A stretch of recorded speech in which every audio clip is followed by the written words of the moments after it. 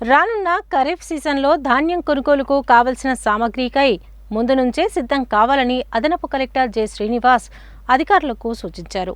ఈ మేరకు సంబంధిత అధికారులతో సమీక్షా సమావేశాన్ని నిర్వహించారు.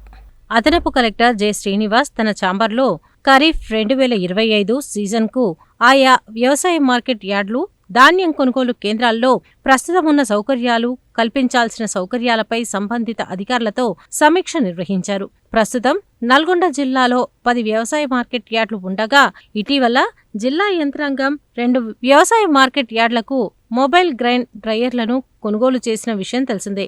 అలాంటి మొబైల్ గ్రెయిన్ డ్రయర్లను అన్ని వ్యవసాయ మార్కెట్ యార్డులలో ఏర్పాటు చేసేందుకు ప్రభుత్వానికి ప్రతిపాదనలు పంపించాలని సమావేశంలో నిర్ణయించడం జరిగింది. రబీలో 2000 మెట్రిక్ టన్నులకు మించి ధాన్యం వచ్చిన 110 ధాన్యం కొనుగోలు కేంద్రాల్లో ఆటోమేటిక్ ప్యాడీ క్లీనర్లను ఏర్పాటు చేసే విషయం, తూకం, తేమ కొలిచే యంత్రాలకు మరమ్మతులు చేయించి సిద్ధంగా ఉంచుకోవటం, అలాగే ఆయా ధాన్యం కొనుగోలు కేంద్రాలకు మరిన్ని టార్పాలిన్లను ఇచ్చే విషయం సమావేశంలో చర్చించారు. మార్కెట్ శాఖ సహాయ సంచాలకులు ఛాయాదేవి, పౌర సరఫరాల జిల్లా అధికారి వెంకటేష్, పౌర సరఫరాల జిల్లా manager Harish, DRDO Shekar Reddy, DSO Patyanayak తదితరులు ఈ సమావేశానికి హాజరయ్యారు.